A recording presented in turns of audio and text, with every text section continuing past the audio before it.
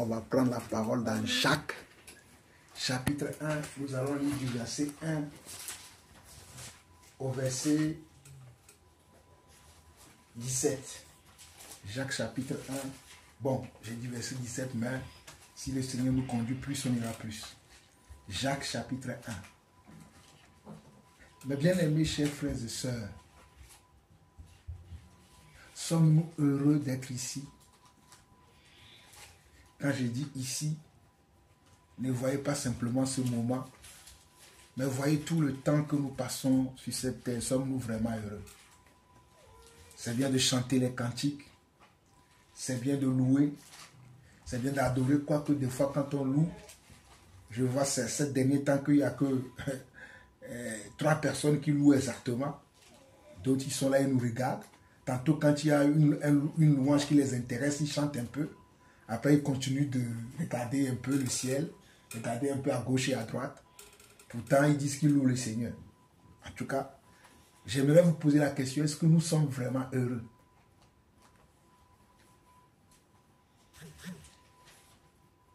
Parce que moi, je suis heureux d'être enfant de Dieu. Moi, je suis très heureux d'être enfant de Dieu. Je comprends pourquoi David dit dans la parole, je suis dans la joie quand on me dit d'aller à la maison du Seigneur. Quand on dit d'aller à la maison du Seigneur, ne voyez pas des bâtiments. Aller à la maison du Seigneur, c'est aller dans la présence de Dieu.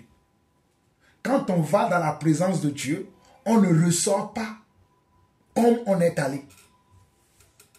Vous allez voir, quand on va finir le partage d'aujourd'hui, là, vous n'allez pas ressortir comme vous étiez arrivé. C'est ça la présence de Dieu, ou bien c'est ça la maison de Dieu. Quand David dit dans les psaumes, je suis dans la joie quand on me dit, allons à la maison, allons à la maison. Quelle maison? Maison de Dieu.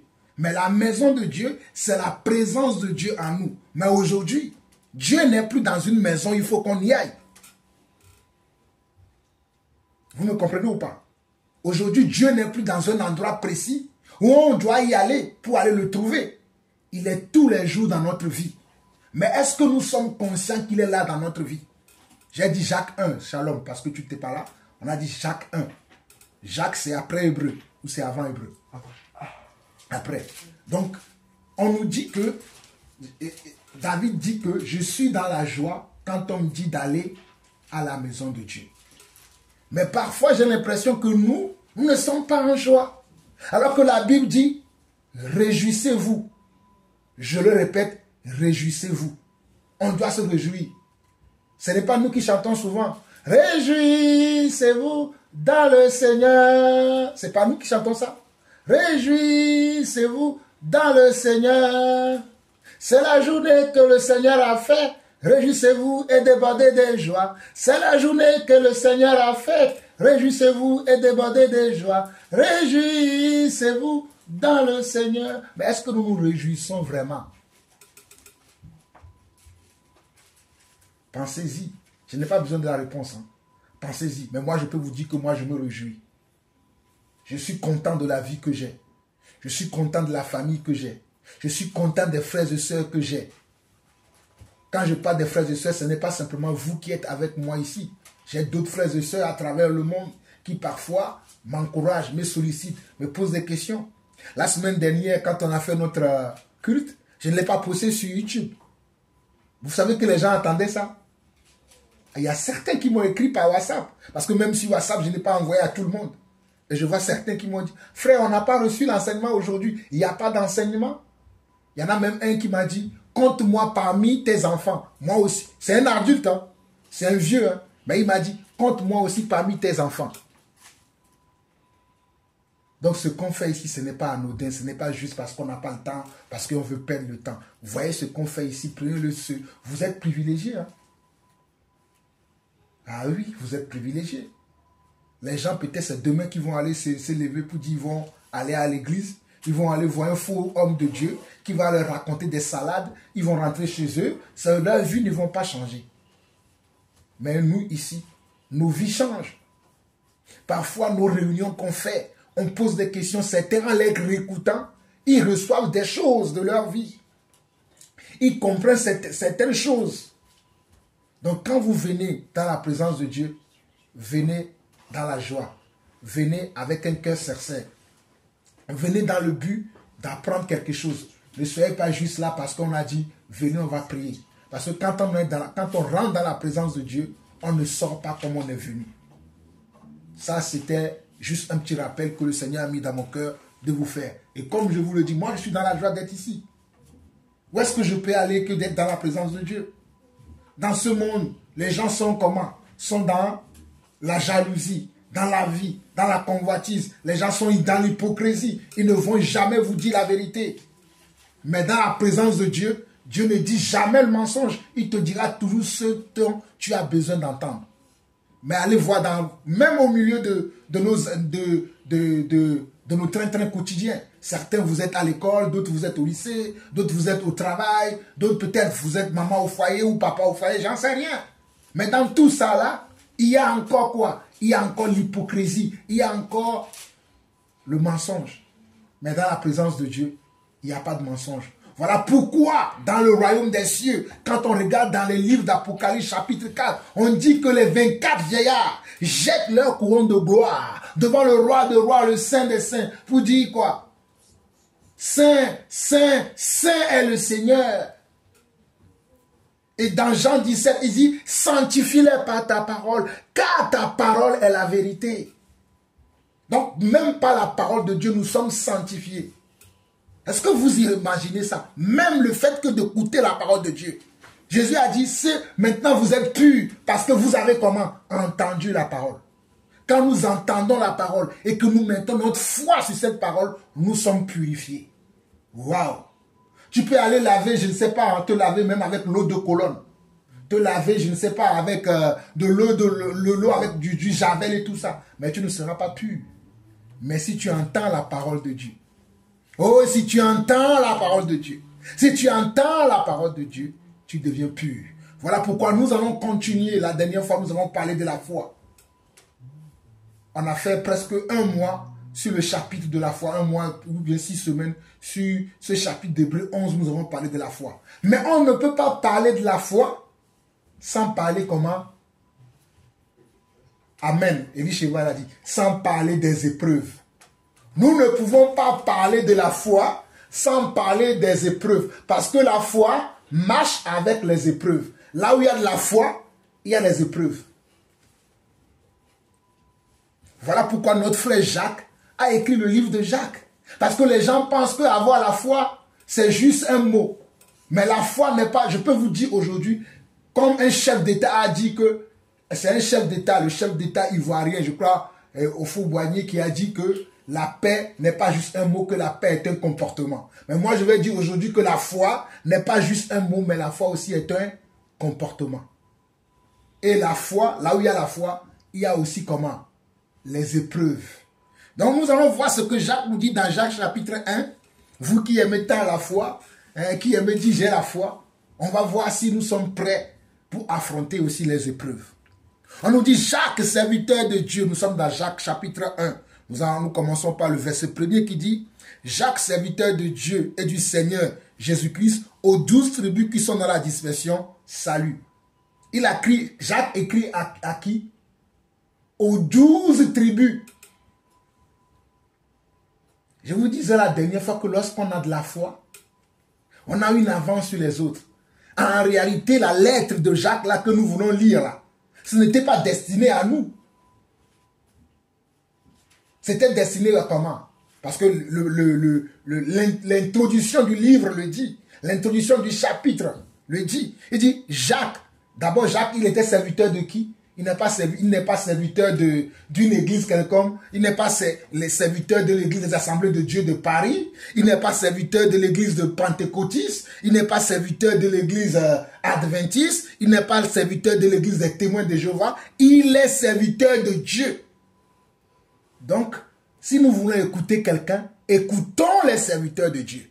N'écoutons pas les soi-disant, les gens qui représentent Dieu, mais écoutons véritablement les serviteurs de Dieu. Voilà pourquoi Jacques dit, Jacques, serviteur de Dieu et du Seigneur Jésus-Christ, aux 12 tribus qui sont dans la dispersion, salut.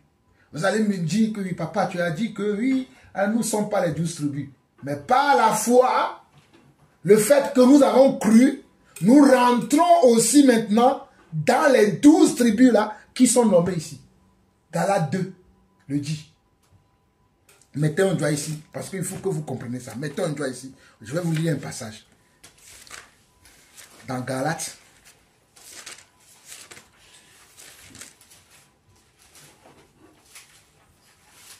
Galates chapitre 3 plutôt. Galates chapitre 3.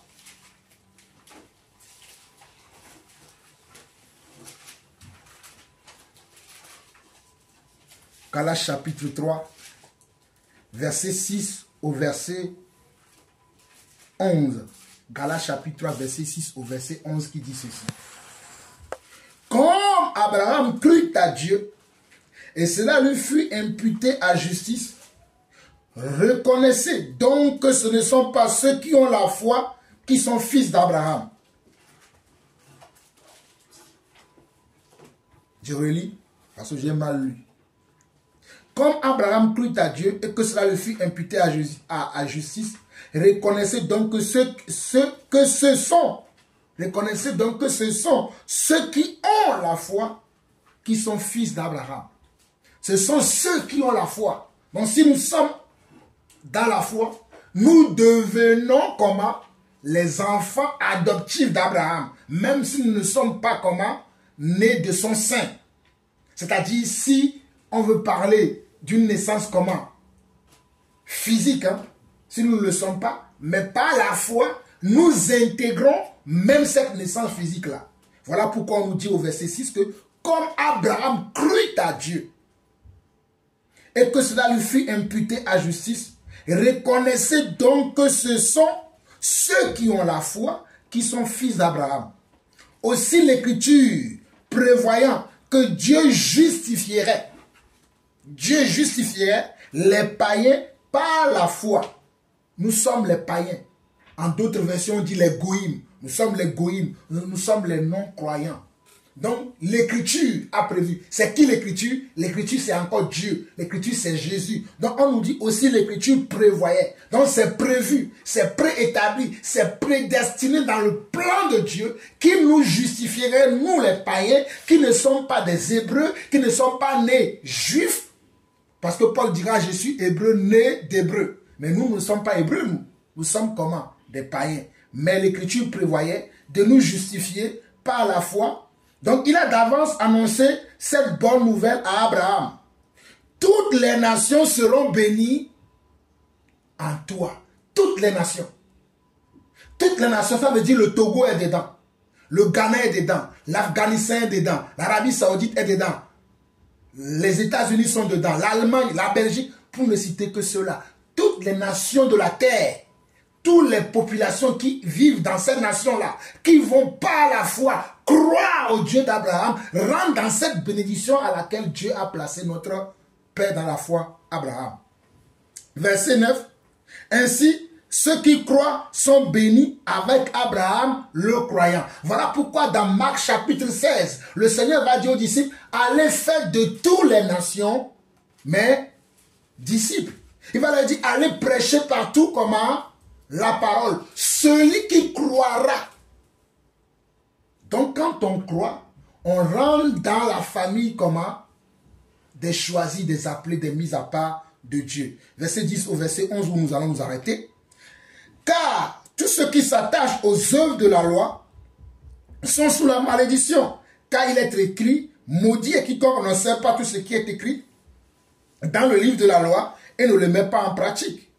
Et que nul ne soit justifié devant Dieu par la loi. Cela est évident puisqu'il est dit, le juste vivra par la foi. Donc nous ne vivons pas la foi. Amen. Donc revenons à Jacques. Donc nous comprenons que même si préalablement, à l'époque que Jacques écrivait ce livre-là, il écrivait aux 12 nations, aux 12 tribus d'Israël. Mais par la foi, nous rentrons aussi dans ces 12 tribus d'Israël, parce que ces 12 tribus d'Israël sont quoi? Sont la descendance d'Abraham, héritier selon la promesse. Mais nous aussi, par notre foi, nous rentrons dans cette tribu-là. Amen. Maintenant, si nous continuons, là où on va voir si nous acceptons les épreuves, on nous dit, mes frères, regardez comme un sujet de joie. Tout à l'heure, je parlais de joie, non, quand on a commencé. On nous dit, mes frères, regardez comme un sujet de joie complète les diverses épreuves auxquelles vous pouvez être exposés. Je ne sais pas si nous nous rendons compte. Je relis encore ce verset. Mes frères, regardez comme un sujet de joie complète les diverses épreuves auxquelles vous pouvez être exposés, sachant que l'épreuve de votre foi produit la patience. Mais il faut que la patience accomplisse parfaitement son œuvre, afin que vous soyez parfaits et accomplis sans faillir à rien. Donc lorsque je suis dans une épreuve, la première des choses que je dois chercher, qui le sait? Lorsque je suis dans une épreuve, c'est dit dans le verset, la première des choses, ou bien l'état dans lequel je dois être, qui le sait? Amen. Richeva l'a dit. Lorsque je suis dans une épreuve, la première des choses, c'est la joie que je dois avoir. Mais force est de constater que nous ne sommes pas en joie quand nous sommes éprouvés. Oh là là, quand nous sommes dans les épreuves, oh là là, il faut écouter la prière de certains. Il faut écouter les commentaires de certains. Oh là là, Seigneur, qu'est-ce que j'ai fait pour mériter ça? Quand on est dans la joie, on ne fait pas ce genre de phrases. Oh Seigneur, tu m'as oublié. Ce n'est pas ce que tu m'as dit. Seigneur, moi je te loue. Seigneur, moi je te suis. Regarde ce que je traverse. Mais ce n'est pas ce qui est écrit. On dit, mes frères, regardez comme un sujet de joie. Pas un joie incomplet. Pas une joie incomplète. On dit, regardez comme un sujet de joie. Les diverses épreuves. Ce n'est même pas une épreuve. Voilà pourquoi on utilise le pluriel. Parce qu'il y aura plusieurs épreuves. On dit les diverses épreuves auxquelles vous pouvez être exposés. Je suis en train de vous parler, mais je me parle à moi-même. Parce que parfois, nous pensons que l'épreuve, ça va venir de dehors. Mais l'épreuve peut venir de ton conjoint. Ce que tu lui dis n'écoute jamais. Qu'est-ce que tu vas faire? Ah Seigneur, mais elle est fille de Dieu, mais Seigneur, elle est fils de Dieu. Pourquoi il ne m'écoute pas? C'est ton épreuve. Qu'est-ce que tu vas faire dans cet état? Ah oui, mais mon père, il crie tout le temps. Mais c'est ton papa. Que feras-tu? Oui, mais ma mère, elle me demande tout le temps de travailler. Elle me demande tout le temps de faire ci. Mais attends, elle veut rien faire, ma mère. Elle s'assoit. Ma fille, tu peux laver la cuisine. Mon fils, tu peux faire ceci. Mais moi, quel est ton état? La preuve, vous faites ça ici même. Quand on va dire, Salom, descend la poubelle. Ah, mais c'est moi qui l'ai descendu hier. Ah, mais c'est que moi qu'on appelle tout le temps.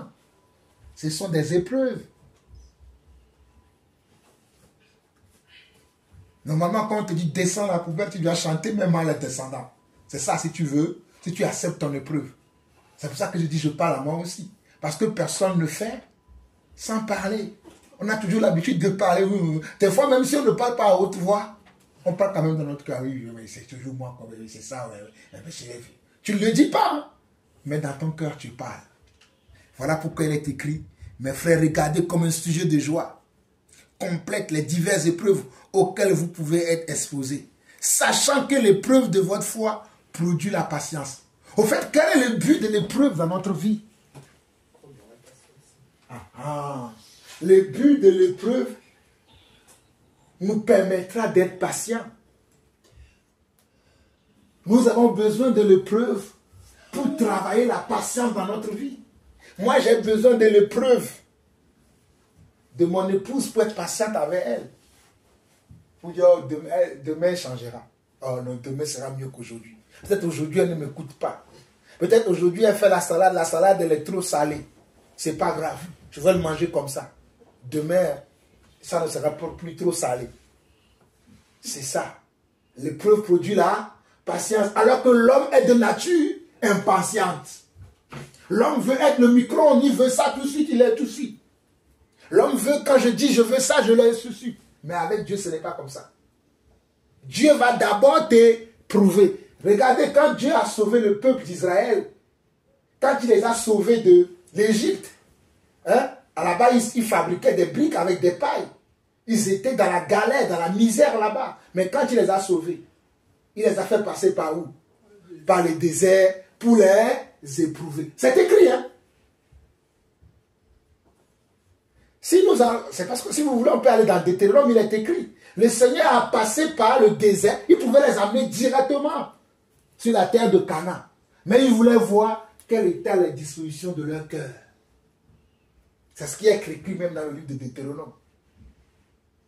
Voilà pourquoi il va leur dire que quand vous allez arriver et quand vous allez avoir les choses que je vous ai promis, ne commencez pas à marcher sur les talons ou la pointe des pieds. C'est ma force. Comme quelqu'un dans cette maison qui a l'habitude de dire, moi j'ai 20 sur 20, je suis plus intelligent que les autres. Moi je suis plus intelligent. Vouloir se moquer des autres. Voilà pourquoi la parole dira, qu'as-tu que tu n'aies reçu? Et si tu l'as reçu, pourquoi te glorifies-tu? C'est pas toi, c'est quelqu'un qui te donne ça. Donc sois comment? Quelqu'un de humble. Voilà pourquoi Dieu dira qu'il rabaisse l'orgueilleux, mais il élève l'humble. Donc nous voyons par ce verset-là, je ne sais pas si nous allons arriver au verset, parce qu'il y a beaucoup de choses à dire ici. On nous dit, au verset 4, on nous dit, mais il faut que la patience accomplisse parfaitement son œuvre, afin que vous soyez parfaits et accomplis sans faillir en rien. Donc, la patience que nous allons avoir, cette patience-là va nous aider à ce que nous puissions produire un bon caractère, un bon comportement, une bonne façon d'analyser les choses, une bonne façon de voir les choses. Ah oui, Seigneur, je veux me marier. Seigneur, je veux me marier. Marier. Ok. Tu vas le premier venu. Ah, bonjour ma soeur. Comment ça va? Ah bah moi je suis le frère Paul. Ah toi tu es la soeur Paulette. Ah tu vois comment nos noms sont Paul et Paulette. Bon, on peut se mettre ensemble. Ah tu crois? Moi aussi je crois en Dieu. Ah bon tu crois aussi? Ah ok d'accord, on va aller ensemble. As-tu consulté Dieu? As-tu consulté Dieu si vraiment Paul ou Paulette est de Dieu ou pas? Mais tu as entendu Paul, oh ben c'est un nom biblique. C'est forcément il est de Dieu. Ah tu es parti voir son statut. Ah il met quelques versets là-bas. Et Dieu est grand, Dieu est amour. Ah Seigneur, tu réponds à ma prière. Ah j'ai vu Paul, j'ai vu son statut. Il met des versets. Il pose même des enseignements. Ça ne veut rien dire. Attends d'abord. Vois comment Paul marche. Vois comment Paulette marche. Regarde sa vie. Ah, il m'a offert un cadeau. Il m'a même déjà acheté une voiture. Mais c'est pour t'acheter, c'est pour te séduire. Ah non, il est très gentil. La gentillesse fait partie des dons de l'esprit. La libéralité fait partie des dons de l'esprit. Mais la gentillesse ne fait pas partie des dons de l'esprit. Mais il écoute. Ben, tu penses que quand il va venir, il ne va pas t'écouter? Puisque la Bible dit que même le diable se déguise en âge de lumière. Mais si tu es patient, tu vas d'abord, comment? Éprouver cet homme. Tu ne vas pas te précipiter, oui. Tu vas d'abord éprouver cette femme. Tu ne vas pas te précipiter pour aller. Tu vas prendre ton temps. Est-ce qu'il est vraiment là pour moi? Est-ce qu'il vient vraiment de Dieu? Est-ce qu'il est vraiment enfant de Dieu? Mais si tu te précipites, parce que tu tombes dans le piège, ce même homme que tu as dit, ah, il est très spirituel, il met des versets sur son statut, c'est lui qui te dira plus tard, ton Dieu là, je m'en fous. Comme la femme de Lot. Allez, j'ai dit Lot, Job. Oui, la femme de Lot aussi. Quand ils ont quitté, quand le Seigneur leur a dit de ne pas regarder derrière, elle a regardé. La femme de Job aussi a dit à Job, oh Job, tu crois toujours à ce Dieu-là qui a fait que nos richesses sont perdues, nous avons perdu nos enfants, et regarde, tu es malade, tu continues de croire à ce Dieu, maudit ce Dieu-là. Et Job va lui dire, oh, toi tu ne comprends rien. Patience! Oh, Job est vraiment le type de la patience que nous devons travailler. Job a dit quoi? Dieu a donné, Dieu a repris. Est-ce que nous pouvons être dans l'état de Job lorsque nous passons par des épreuves? Ah, mon fils, ton David, peut-être tous tes frères sont partis de ton club, tu es là encore, dans ce vieux club. Tu dis, ah, quand est-ce que mon tour va arriver? Sois patient. Oh, sois patient, David, fiston. Ton tour va arriver. Laisse les gens partir. La seule chose que toi, tu dois être, sois dans la joie pour ce que tu fais aujourd'hui. Donne-toi tout entier dans ce que tu fais. Travaille encore ce que tu dois travailler dans ce club. Travaille encore tes jeux. Travaille encore ta technique. Travaille encore. Le jour où la porte va s'ouvrir, tu sauras que ta patience a payé. Partir avant et avoir un échec n'est pas bon. Partir plus tard et ne rien faire aussi n'est pas bon. Mais partir dans le bon timing et montrer vraiment ses qualités, montrer vraiment ce qu'on sait faire. C'est ça la bonne chose que nous devons tous travailler. Je parle à David, mais je parle à nous tous. Voilà pourquoi Dieu nous met ensemble. Pour que nous puissions nous supporter. Pour que nous puissions nous pardonner. Pour que nous puissions nous aimer. Pour que nous puissions nous entendre. Des fois, vous allez dire des choses qui vont m'énerver. Mais je ne vais rien dire. Parce que qu'est-ce que ça sert? Je supporte. Comme la dernière fois, on était dans la voiture, je voulais faire un commentaire. Mon fiston David n'avait écouté. Je me suis dit, ça ne sert à rien de me battre avec lui. Un jour, il comprendra pourquoi mon papa il dit ça. Mais si c'était avant, j'avais dit que il faut qu'il comprenne. Non. Parfois, les expériences même nous apprennent des choses. Combien de fois j'ai dit à certaines personnes, ne va pas là. Oh, Jean-Paul, c'est toujours toi. Tu connais tout, tu sais tout. Je vais faire ceci. Mais après, ça s'est avéré que ce que j'ai dit, c'était ce qui est vrai. Donc parfois, on n'a pas besoin de forcer. D'ailleurs, ce n'est pas nous qui convainquons les gens. C'est la parole qui convainc les gens. Amen. On avance. Verset 5. Si quelqu'un d'entre vous manque de sagesse, qu'il la demande à Dieu, qu'il donne à tout simplement et sans reproche, et elle lui sera donnée. Mais qu'il la demande avec foi, sans douter, car celui qui doute est semblable au flot de la mer, agité par le vent et poussé de côté et d'autre. On va s'arrêter aujourd'hui au verset 12. Nous allons continuer après la prochaine fois. Parce qu'il y a tellement beaucoup de jeux. En fait, quand je parle, je vois toutes les ramifications que Dieu me donne. Si je veux parler, ça va trop durer. Donc, on va prendre le temps, comme on fait l'habitude maintenant là, de perdre le temps sur les chapitres là. Hein? Vous êtes d'accord ou pas? Ok. Donc, verset 8. C'est un homme irrésolu. Non, verset 7 avant. On dit verset 7, il dit, qu'un tel homme ne s'imagine qu'il recevra quelque chose du Seigneur. C'est un homme irrésolu, inconstant dans toutes ses voies. Waouh! Si nous revenons au verset 5, on dit, si quelqu'un d'entre vous manque de sagesse, qu'il la demande à Dieu qui donne à tout simplement et sans reproche. Et elle lui sera donnée. Avant d'aller plus loin. Donc pour bien gérer notre foi, pour bien gérer notre vie, ce qui fait même que nous manquons de patience, c'est que nous n'avons pas de sagesse. Celui qui est sage, quand il veut sortir de chez lui, il voit que bon, le ciel est sombre. Qu'est-ce qu'il fera? Il prendra un manteau, oui, il peut prendre un manteau, oui. Oui, tu as dit. Hein? Soit il décide, je ne sors pas, je reste chez moi. Tu as raison aussi, Samuel, oui. Tu n'avais rien dit.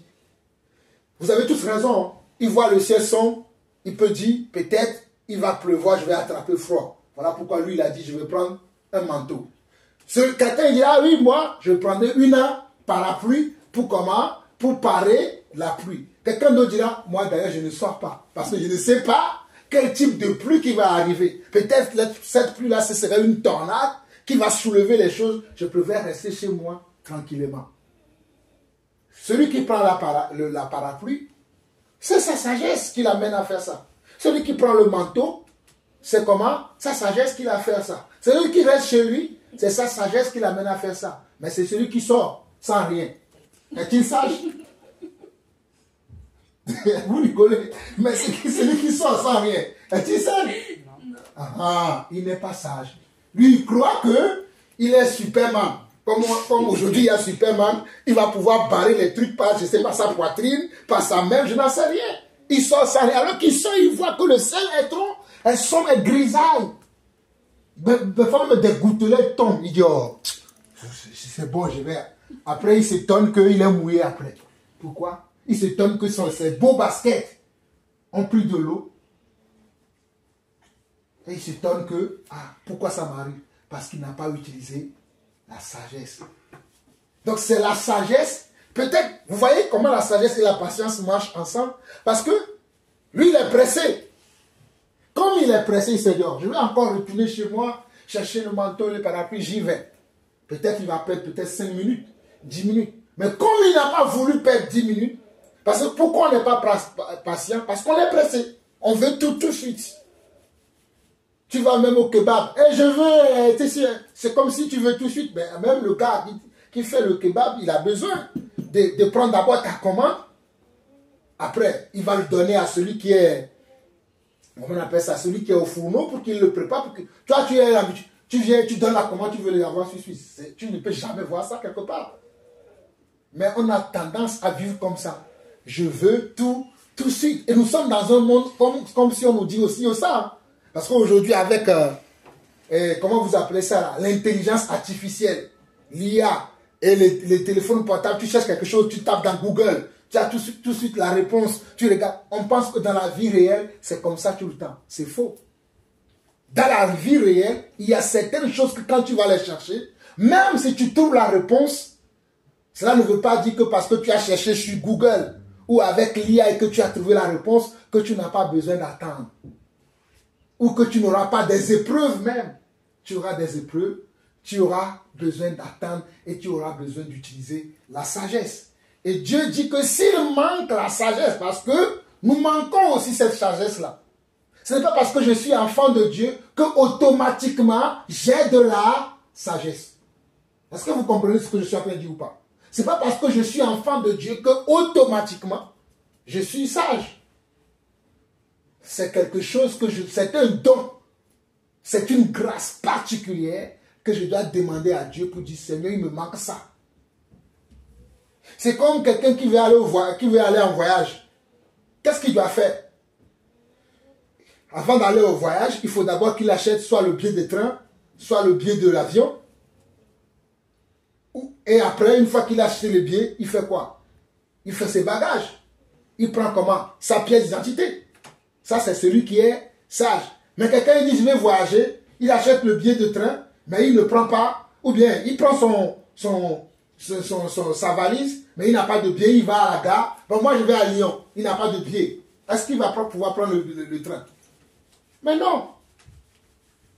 Voilà pourquoi le Seigneur dit, verset 5, et nous allons aller maintenant jusqu'au verset 8. Si quelqu'un d'entre vous manque de la sagesse, qu'il la demande à Dieu. Voilà pourquoi Dieu dit dans Matthieu 7,7, demandez et l'on vous donnera. Cherchez et vous trouverez. Frappez et l'on vous ouvrira. Des fois, il y a des gens qui cherchent. Mais vous savez, je parle au Seigneur. Merci beaucoup. Voilà l'exemple parfait. Oh, merci. Des fois, nous sommes dans la voiture. Vous allez voir souvent. Que ce soit maman ou moi. Je vois que peut-être il y avait un mauvais chemin. Je dis, il ne prend. Je dis, je sais. Mais si j'avais pas parlé là, elle va prendre le mauvais chemin. Ou c'est elle qui me dit, je n'avais pas vu, hein. Mais pour montrer que je ne veux pas accepter la sagesse qu'elle me donne, elle dit, ah non, tu n'as pas vu. Et des fois, quand elle ne parle pas, je prends le chemin. Parce que comme on discute dans la voiture, je ne vois pas forcément ce que le GPS il me montre. Mais elle a vu. Parce qu'elle voit comment je conduis, elle sait vu la lune que la voiture prend là, alors qu'on nous dit de sortir à la prochaine sortie, le monsieur ne va pas sortir. Mais moi je vais dire non, mais j'essaie, j'ai vu. Mais tu n'as pas vu mon frère. Accepte tranquillement que, ah merci. Tu acceptes, tu dis merci. Mais l'homme est toujours orgueilleux, prétend qu'il sait. Vous voyez, c'est ça, c'est les choses simples de la vie. Hein? Mais c'est comme ça que nous nous comportons. Il dit, si quelqu'un manque de sagesse, qu'il la demande à Dieu, qui donne à tout simplement et sans reproche, et elle lui sera donnée. Mais qui la demande avec foi, sans douter, car celui qui doute est semblable au flot de la mer, agité par le vent et poussé de côté et d'autre. Comme Dieu est invisible, comme Dieu n'est pas comme papa et maman, comme Dieu n'est pas comme ma voisine, mon voisin, mon frère, mon oncle, ma tante, mes connaissances, mais que Dieu est esprit. Donc quand tu lui demandes quelque chose, il faut que tu aies foi que ce que tu lui demandes, il va le faire. Voilà pourquoi nous sommes partis lire tout à l'heure dans Galates 3. Abraham crut à Dieu et cela lui fut imputé à justice. Donc quand nous demandons quelque chose à Dieu, croyons que ce que nous lui demandons, il est capable de le faire. À son temps. Pas à ton temps, puisque toi tu veux être un micro-ondes. Je mets tout de suite, ça sort tout de suite. Non. Dieu, tu lui as demandé. Dieu va juger pourquoi tu demandes. Est-ce que tu demandes pour monter sur la pointe des pieds pour montrer à tes gens maintenant que bon voilà, tu es devenu quelqu'un? Est-ce que tu demandes dans le but d'aider tes frères et sœurs? Est-ce que tu demandes dans le but d'être quelqu'un qui a l'écoute, qui est bien disposé pour recevoir, pour accompagner les autres? Ou bien tu demandes dans le but de montrer aux gens que tu connais?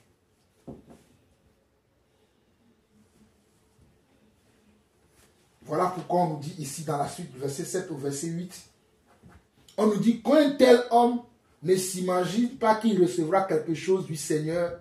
C'est un homme irrésolu, inconstant dans toutes ses voies. Si tu es quelqu'un qui ne demande pas avec foi, ou qui demande dans le but de satisfaire simplement tes pulsions, tes envies, tes plaisirs. J'aime pas les gens qui me disent, moi, comme c'est un plaisir pour moi. Ben, on ne vit pas dans la vie pour les plaisirs. Hein. Vous rigolez? Ben, il y a des gens qui disent ça, moi, c'est un plaisir pour moi. C'est un plaisir pour moi, je ne sais pas, de jouer au foot. Mais mon ami, en jouant au foot, tu peux casser le pied. Mais pourtant, tu dis, c'est un plaisir pour toi. Donc, fais attention à ton plaisir. Ah oui, c'est un plaisir pour moi de faire le ski. Mais en faisant le ski, les gens sont morts. Pourtant, c'est un plaisir pour eux. Donc, nous ne sommes pas là dans la vie pour faire nos plaisirs, pour agir selon nos envies. Ah, mais c'est un plaisir pour moi de faire des vidéos. Ta vidéo que tu vas faire peut rendre quelqu'un heureux, en même temps peut rendre quelqu'un triste. Donc, quand tu fais la vidéo, quel est l'objectif de ta vidéo? Réfléchis bien. Avant d'ouvrir ta caméra, réfléchis. Ah oui, tout le monde aujourd'hui fait des vidéos et puis ils font des vidéos monétisées. Donc moi aussi je vais faire.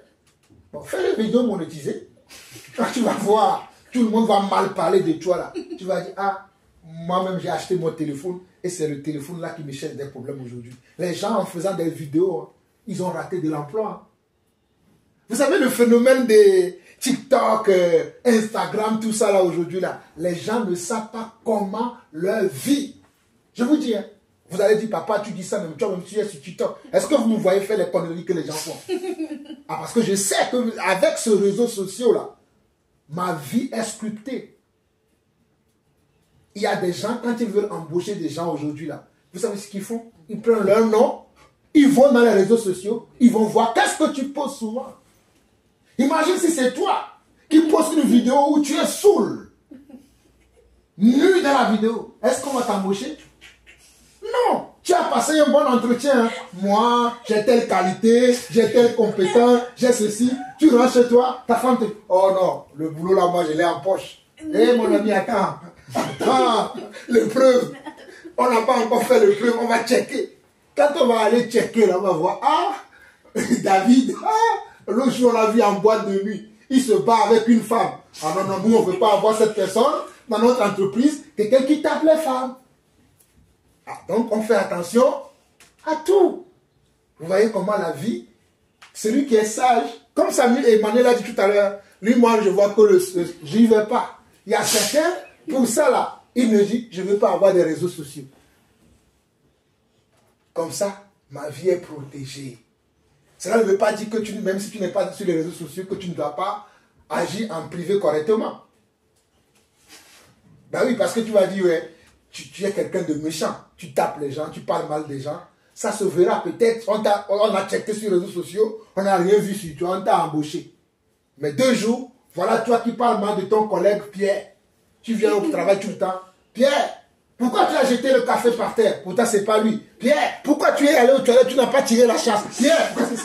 On va dire, mais depuis qu'on est dans ce boulot-là, on est tranquille. Mais depuis que lui il est arrivé, il n'y a que des conflits. Donc, on va mettre aussi fin à ton contrat parce que tu es quelqu'un qui amène des problèmes. Vous voyez? Bon, on va finir. Parce que moi, je me connais, je vais tellement donner des exemples. J'ai dit qu'on s'arrête au verset combien j'ai dit? 12. Ok, on va aller du verset 9 au verset 12, on s'arrête. On dit que le frère de condition humble se glorifie de son élévation. Voilà. Pour les gens qui aiment se glorifier là. On dit, quand tu es de condition humble et que le Seigneur arrive maintenant à te glorifier, à te positionner à un rang ou à un statut élevé, qu'est-ce que tu dois faire? Tu glorifies le Seigneur pour ça. Ne te glorifie pas toi-même. Ne dis pas, oui, je vous avais dit. Je vois certains ici, des fois, on dit, oui, je vous avais dit, je vous avais dit. Oh, mon ami, calme-toi. C'est vrai, il est bien vrai que peut-être tu avais dit, mais ce n'est pas toi qui as les tenants et les aboutissants, c'est Dieu qui a tout. La Bible dit que toute chose concourt au bien de ceux qui aiment Dieu. Donc ce n'est pas toi. Ah oui, je vous avais dit, je t'avais dit, j'avais dit ceci. Faisons attention, soyons humbles de cœur, parlons avec humilité, parlons beaucoup avec retenue, ne prenons pas de l'assurance, je sais tout. Ah oui, monsieur, je sais tout, je comprends tout, je connais tout. Même parfois quand tu sais, fais comme si tu ne sais pas. Moi, je fais souvent ça. Hein. Des fois, les gens parlent, je sais, même, je ne suis pas en train de m'enorgueillir. Hein. Je vous dis la vérité. Des fois, quand quelqu'un commence à parler, là, je sais déjà là où il va chuter. Mais je fais, d'accord, je fais, d'accord, oui, c'est intéressant. Ah, oh. Ça fait quoi? Ça rend la personne comment? Rassurée, heureux, qu'il m'apprend quelque chose. Même si au fond de fond, je n'apprends rien, mais je fais comprendre à la personne qui m'a appris quelque chose. Est-ce que vous comprenez ou pas? Mais ne commence pas à dire, ne parle pas, je sais déjà. La personne va te trouver comment? Il va te trouver tellement orgueilleux, ennuyant, quelqu'un qui croit connaître tout. Non, même quand tu sais. Maman, avec maman la semaine dernière, je ne sais pas, c'était la semaine dernière ou cette semaine, on parlait des proverbes. Et maman disait qu'il y a un proverbe qu'elle aime bien. Qui c'est le proverbe que maman elle aime bien? On dit même les sensés se passent pour sensés quand ils se taisent. Voilà. Apprenons à fermer nos clapets. Excusez-moi pour le mot clapet. Ce ne sont pas des clapets, mais apprenons à la fermer, à la boucler un peu. Même l'insensé passe pour sage quand il ferme sa bouche. Mais aujourd'hui, les gens veulent l'ouvrir partout. Oui, je sais, oui, je sais. Oui, ils sont devenus des journalistes. Ils savent tout. Ils connaissent tout. Qu'est-ce que ces gens-là, excusez-moi pour le mot, ils m'emmerdent. Ah oui, quand je les entends. Je me dis, mais c'est quoi? C'est les emmerdeurs. Ils cherchent des problèmes. Ils cherchent des problèmes partout. Oui. C'est les emmerdeurs, ces gens. Les saoulards. Ils vont vous saouler avec les affaires. Vous savez, un jour, je suis allé dans une maison. Je ne sais plus dans quelle maison. Le mot amer, c'est pas un gros mot. C'est pas un gros mot. Je sais de quoi je parle. La personne a mis les soucis, les quoi. J'ai oublié. Pas de fumée. J'ai oublié le truc exact. Il y avait trois images. Et il y avait quoi? Les soucis, si tu prends mes soucis, bref. Je vois de quoi tu vas prendre. Si mon maladie, un truc comme ça, je vois de quoi tu vas prendre. Souci, il y a souvent je prends aussi mes. C'est là où il prend aussi mes armes. Mais bref, on finit. C'est pas important. Verset 10 au verset 12. Que le riche, au contraire, se glorifie de son humiliation, car il passera comme la fleur de l'herbe. Il dit que le riche, au contraire, les riches aujourd'hui aussi se glorifient. Mais on dit que le riche au contraire, se glorifie de son humiliation, car il passera comme la fleur de l'herbe. Même celui qui est riche. Vous savez, quand on est riche, on devient pauvre, c'est difficile. Hein? Oh là là. Ah, moi, je préfère être pauvre et devenir riche. Mais quand tu es riche et que tu deviens pauvre, ah là là, mes amis, c'est difficile à supporter. Ah, je vous assure, c'est difficile à supporter. Quand on est riche, riche même, on a des biens matériels, des biens, on a beaucoup de choses. Et d'un seul coup, on perd tout, on n'a plus rien. C'est très difficile à le supporter. Voilà pourquoi quand je verrai Job au ciel, je vais dire, Job, tu m'as beaucoup enseigné. Parce que Job, il était riche. Il a tout perdu. Mais il n'a jamais murmuré contre Dieu. Waouh, ce type-là, quand je vais le voir au ciel, je dis, non, tu m'as trop inspiré. Je vous dis, il n'a jamais dit un seul mot de travers contre Dieu. Mais regardez sa femme. Voilà pourquoi ne marchez pas avec n'importe qui. Ne choisissez pas n'importe qui comme conjoint. Homme ou femme, hein, parce que là on dit la femme de Job. Dans certaines circonstances, c'est l'homme qui dit. Oh, toi là, tu ne vois pas toutes les femmes. Toi tu es là, tu vaux rien, tu fous rien. Il y a aussi des hommes qui parlent comme ça. Ils veulent envoyer leur conjointe, leur femme, comment faire comme tout le monde. Regarde toutes les femmes aujourd'hui, elles font des business, elles font des commerces, font des affaires. Toi qui es là ici tout le temps, tu dis tu travailles, tu attends ton salaire à la fin du mois, tu gagnes le SMIC. Mais elle gagne au moins quelque chose. Tu veux l'envoyer faire tout ce que les autres font pour ne pas avoir pour avoir des problèmes après. C'est encore écrit dans le livre des Proverbes. Mieux vaut peu dans la paix que l'abondance dans les conflits. Mieux vaut peu, mieux vaut un maigre salaire sans avoir des soucis que beaucoup, une bonne rentrée d'argent mais avec plein de soucis. Où tu es à la maison, ton téléphone sonne, tu dois répondre à tout le monde. Tu es à la maison, mais on peut t'appeler tout de suite, viens encore faire tel travail ici. Parce que voilà, tu veux gagner plus. Bon, pour terminer, verset 11, verset 10, au verset 12. Le soleil s'est levé avec sa chaleur ardente. Il a desséché l'herbe, sa fleur est tombée et la beauté de son aspect a disparu. Ainsi le riche se flétrira dans ses entreprises. Heureux l'homme qui supporte patiemment la tentation, car après avoir été éprouvé, il recevra la couronne de vie que le Seigneur a promis à ceux qui l'aiment.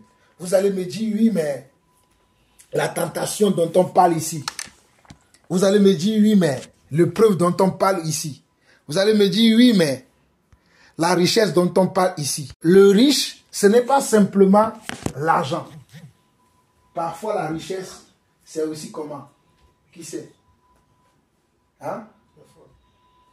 Non. Maman a raison. Parfois, la richesse, ça peut être l'intelligence. Parce que tu es intelligent. Parce que tu as fait des études.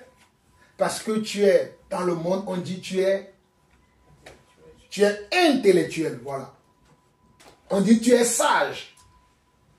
Dans le monde, c'est comme ça qu'on appelle les gens, les grands savants. Vous savez, les gens qui vont sur les plateaux qui disent « Je suis docteur en psychologie, je suis docteur en sociologie, je suis docteur en ceci, j'ai étudié à Harvard, j'ai étudié à Oxford, j'ai étudié à, je sais pas, au Panthéon, j'en sais rien. » Bref, bon, pas Panthéon, à Sorbonne plutôt.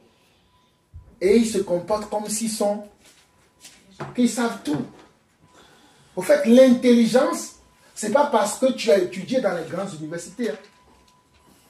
L'intelligence qui le donne, c'est Dieu qui le donne. Souvenez-vous de Shadrach, Meshach et Abednego, plus Daniel. Quand ils étaient dans le royaume de Babylone, qui leur a donné l'intelligence et que leur intelligence surpassait ceux des satrapes et tous ceux qui étaient à la disposition du roi? C'est Dieu qui leur a donné ça. Donc ce n'est pas parce que tu es allé dans une grande université, je ne suis pas en train de dire qu'on ne doit pas aller dans les grandes universités. Hein. Ne comprenez pas mal ce que je suis en train de dire. Parce que quand tu vas dans les grandes universités, tu apprends des choses. Et ça constitue aussi comment une richesse, une valeur. Lorsque tu vas envoyer ton CV dans une entreprise, quand on va voir que lui, il a fait l'université d'Oxford, juste parce que tu as fait, peut-être on va dire même, il n'y aura même pas d'entretien, le poste, on te le donne. Supposons que celui qui a envoyé son CV, lui, il a fait l'université d'Evry. Attends, c'est pas la même chose. Vous voyez, on va dire, oh, entre Oxford et Evry, le choix est fait. Voilà pourquoi ces choses aussi, je dis que ce sont des richesses pour nous. Ce sont aussi comment des choses qui peuvent nous amener à croire que nous sommes mieux que les autres. Alors que ce n'est pas parce que tu as la preuve, il y a des fois des gens qui ont ce genre de diplôme, qui ont fait ces grandes écoles, mais qui n'ont rien dans la tête. Regardez nos hommes politiques. La plupart d'entre eux ont fait HEC. Mais quand ils parlent, moi je n'ai pas fait HEC. Hein. Mais ce n'est pas que je me vante. Je suis plus intelligent, plus intellectuel que certains parmi eux. Mais pourtant, je n'ai pas fait HEC. Donc, comprenons que nous devons faire attention. Si Dieu nous ouvre des portes, si Dieu fait que nous avons fait certaines choses que les autres n'ont pas fait, cela ne fait pas de nous des personnes qui doivent être comment avoir l'esprit au-dessus des autres, penser que nous sommes mieux que les autres. Nous devons faire attention à ça. Parce que le verset dit, on va le relire une dernière fois, on termine. On dit, le soleil, verset 11 au verset 12 dit, on peut même reprendre à partir du verset 10 pour que vous puissiez comprendre, dit que le riche, au contraire, se glorifie de son humiliation, car il passera comme la fleur de l'herbe. Le soleil s'est levé avec sa chaleur ardente, il a desséché l'herbe, sa fleur est tombée et la beauté de son aspect a disparu. Ainsi le riche se flétrira dans ses entreprises. Heureux l'homme qui supporte patiemment la tentation, car après avoir été éprouvé, il recevra la couronne de vie que le Seigneur a promise à ceux qui l'aiment. Il y a aussi ceux qui se pensent qu'ils sont beaux. Pendant que je lisais ça, Dieu me disait aussi de donner cet exemple-là. Oui, je suis plus belle que telle. Je suis plus beau que tel. Ah, regarde-moi. Moi, je n'ai pas de défaut corporel. Mais mon ami, tu peux faire un accident demain. Ah oui, tu peux faire un accident demain, tu perds un bras. Tu peux faire un accident demain, tu perds un pied. Qu'est-ce que tu en sais? Peut-être aujourd'hui, tu te trouves parfait. Tu as la bonne silhouette. Ah, moi, je ne suis pas gros. Lui, il est gros. Elle est grosse. Moi, je ne suis pas gros. Qui vous a dit que la beauté se détermine par l'épaisseur de notre corps? C'est vrai, je peux l'admettre que quand on a beaucoup plus de poids, nous-mêmes, moi-même je le sens, hein, quand je prends plus de poids, j'ai beaucoup plus de fatigue en faisant certaines choses. Ça, c'est normal. Mais cela ne veut pas dire que celui qui a plus de poids, ou bien celui qui a un défaut corporel, n'est pas beau. Qu'est-ce que tu te crois qui pour juger l'apparence de l'autre? Faisons attention. La vie nous réserve des surprises. Ah, tu dis, oh, moi je ne sors jamais de ma maison. Je ne ferai jamais un accident. À mon ami, il y a des gens qui ont fait de l'accident même dans leur baignoire, dans leur cuisine, dans leur salon. L'accident peut arriver à tout moment. Ce n'est pas simplement dans une voiture, dans un transport en commun, dans un bus que tu peux faire un accident. Tu peux même tomber de ton lit, de ta propre chambre. Et on va à l'hôpital. On dit, ah, malheureusement, ton pied là, on va l'imputer. Vous rigolez? Vous ne croyez pas? Il y a eu des gens comme ça. C'est juste chez eux. Ils sont tombés de leur lit. Moi, je me rappelle, d'ailleurs, mon père à moi, quand il est mort, il est tombé du lit. C'est vrai, mon père est mort à 76 ans. Mais je me rappelle, la nuit où mon père était tombé du lit, moi-même, j'ai entendu le bruit. Bon, j'ai dit, qu'est-ce qui arrive à ce vieux-là? On l'a amené à l'hôpital. Il a fait le coma. Le jour où il est sorti du coma, il a demandé, appelez-moi mes enfants. Je me rappelle, on nous a appelés. Moi et ma petite soeur, on est partis à l'hôpital. Le jour-là, je savais que c'est la dernière fois que je voyais mon père. Parce que quand il nous a vus, il m'a appelé, il a posé la main sur moi. Parce qu'il ne parlait pas. Il a posé la main sur moi. Après, il m'a fait un signe de croix sur mon front. Et puis, il a prié. Et puis, c'est bon, on est rentré. Le soir, j'ai vu mes tantes, tout ça qui était à l'hôpital qui sont rentrés. Je savais que le vieux est parti. Parce que, il ne m'a pas dit, hein, mais je sentais quand je suis parti à l'hôpital. Quand j'ai dit, mais pourquoi il dit qu'on nous amène? Et on m'amène. La réaction, Il y a des choses que tu ressens. Je savais que le vieux là, je le voyais de vivant pour la dernière fois. Est-ce qu'il est sorti? Non. Est-ce qu'il a été dehors? Non. Il est tombé de son lit dans sa chambre et c'est ça qui l'a fait partir. Donc faisons attention. Ne nous moquons pas des gens. Si tu vois aujourd'hui à l'école aujourd'hui, vous aimez vous moquer des gens. Même des fois quand vous rentrez, je vous vois, hein, vous continuez à parler. Et oui, Idrissa a dit ça, et l'autre il a dit ceci. Ah, lui il est tout le temps comme ça. Et vous vous moquez, ce n'est pas bien. Si on te fait ça, toi, voilà pourquoi la règle d'or dans la parole c'est quoi? Quoi? Ne fais pas ce que tu n'aimes pas quand on fait. Voilà. Ne fais pas ce que tu ne veux pas qu'on te fasse. Est-ce que tu aimerais que tes camarades parlent mal de toi? Est-ce que tu aimerais que tes camarades se moquent de toi? Se moquent de ton physique? Mais pourquoi toi, tu te plais à se moquer des physiques des gens? Ça m'arrive, des fois je rigole. Et vous savez, des fois quand je rigole et que ma mère me dit, hey, c'est pas bien ce que tu fais là. Qu'est-ce que je fais? Et je dis, pardon. Parce que c'est facile. Vous savez, c'est facile de tomber dans ce jeu-là. Où on a envie de rigoler, se moquer des gens. Même à elle, moi aussi, je lui dis, fais attention à ce que tu fais. Parce que des fois, c'est très facile. Le fil, c'est très facile de tomber dans les trucs comme ça, où on se moque des gens. Arrêtons de nous moquer des gens. Voilà pourquoi le verset 12 qui dit que heureux l'homme qui supporte patiemment la tentation, car après avoir été éprouvé, il recevra la couronne. Ce que vous ne devez pas oublier, après les épreuves, nous recevrons comment? La récompense. Une épreuve n'est pas une défaillance. Une épreuve n'est pas une fin de ta vie. Une épreuve n'est pas une fin de ton histoire.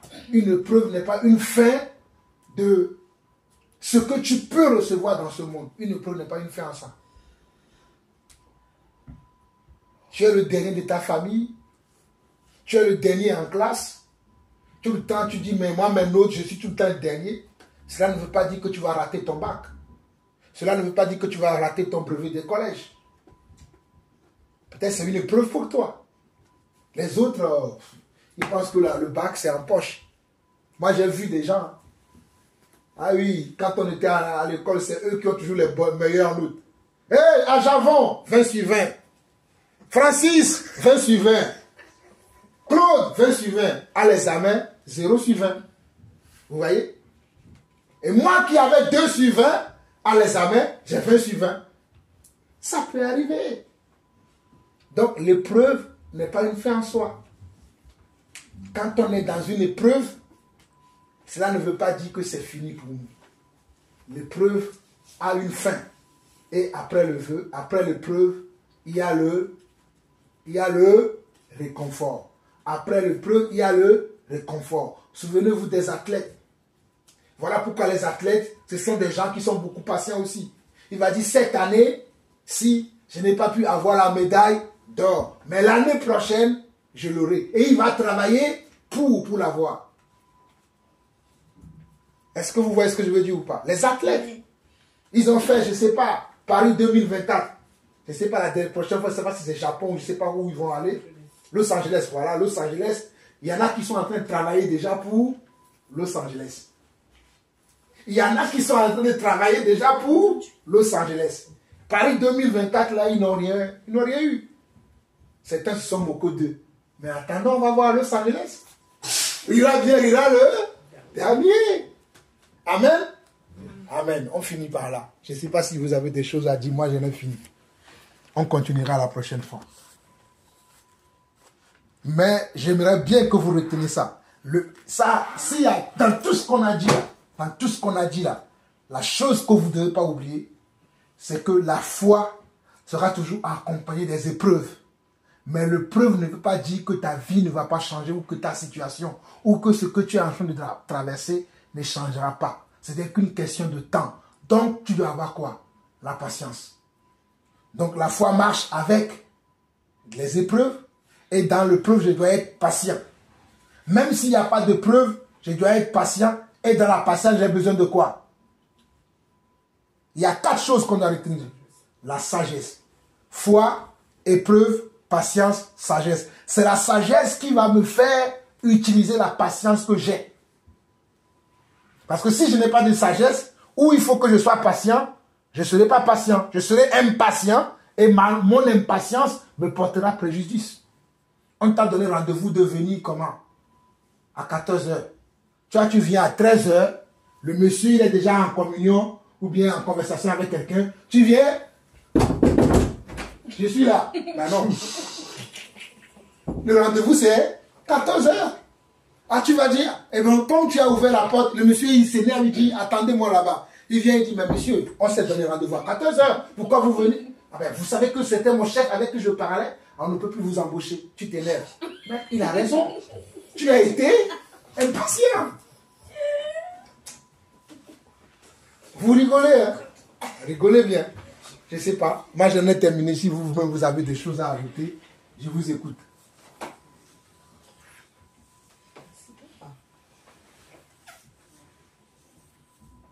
S'il n'y a pas d'autres choses à ajouter, je passe encore 10-20 secondes. Si personne n'est à rebondir, je vais rappeler les 4 choses et on va prier.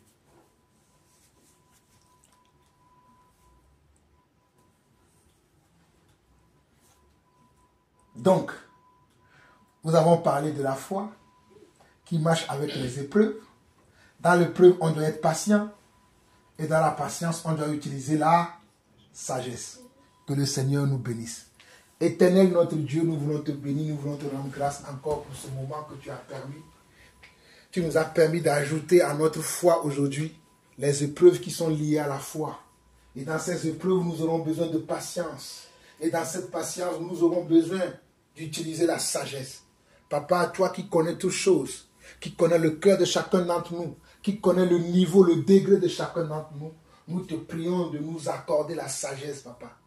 Chacun à son niveau, papa. Accorde-nous la sagesse afin que nous puissions savoir quand parler et quand se taire, quand agir et quand ne pas agir. Seigneur, sans cette sagesse-là, nous courons en vain. Nous combattons en vain. Nous travaillons en vain. Alors que toi, tu ne veux pas que nous travaillions en vain. Voilà pourquoi tu nous as montré dans la parole que nous avons vue aujourd'hui. Jacques chapitre 1, verset 8. Tu as dit que le riche qui se glorifie de son humiliation. Papa, dans beaucoup de nos situations, nous sommes riches. Par l'éducation, par l'environnement, par là où nous sommes. Nous nous croyons meilleurs que les autres. C'est en ça que nous manquons de sagesse. Voilà pourquoi nous t'en supplions encore aujourd'hui, papa. Accorde à tout un chacun d'entre nous ta sagesse. Cette sagesse qui vient d'en haut. Papa, nous te le demandons sincèrement. Accorde-nous de la sagesse. Accorde-nous de l'intelligence. Accorde-nous, Seigneur Dieu, d'avoir de la retenue, d'avoir de la compassion, d'avoir, Seigneur Dieu, de la miséricorde. Parce que parfois, il nous manque de la miséricorde. La miséricorde envers nous-mêmes, papa. Parce que parfois, nous mettons la barre trop haute pour nous-mêmes. Voilà pourquoi, papa, permets-nous que nous puissions nous jauger d'abord. Voilà pourquoi tu dis dans ta parole que avant de vouloir enlever la brindille qui se trouve dans l'œil de ton prochain, enlève d'abord la poutre qui est dans tes yeux. Papa, beaucoup d'entre nous, nous avons des poutres dans nos yeux, mais nous ne voyons que la brindille qui est dans les yeux de nos frères et sœurs. Beaucoup d'entre nous, nous sommes, Seigneur Dieu, malheureux, malheureuses. Mais nous voyons que le malheur qui est dans la vie des autres, papa. Permets-nous non seulement de ne pas parler en mal de nos frères et sœurs, mais plutôt de les aider, de les encourager à passer cette épreuve, ces situations difficiles qu'ils traversent. Papa, donne-nous d'avoir les bons mots. Donne-nous d'avoir le bon attitude, le bon comportement. Donne-nous d'avoir les mots qui apaisent, papa. Les mots qui touchent. Parce que lorsque tu étais sur terre, tu touchais tous les épreuves qui venaient devant toi et tu le ôtais de la vie des gens. Permets que nous aussi, nous puissions être comme toi. Puisque toi-même, tu nous l'as promis que si tu as dit que si nous avons de la foi comme toi, nous pouvons faire au-delà de ce que tu as fait. Voilà pourquoi nous te demandons cela sincèrement. Accorde-nous cette intelligence, cette sagesse, cette retenue. Au nom de Jésus, nous avons ainsi prié. Amen. Amen. On a fini.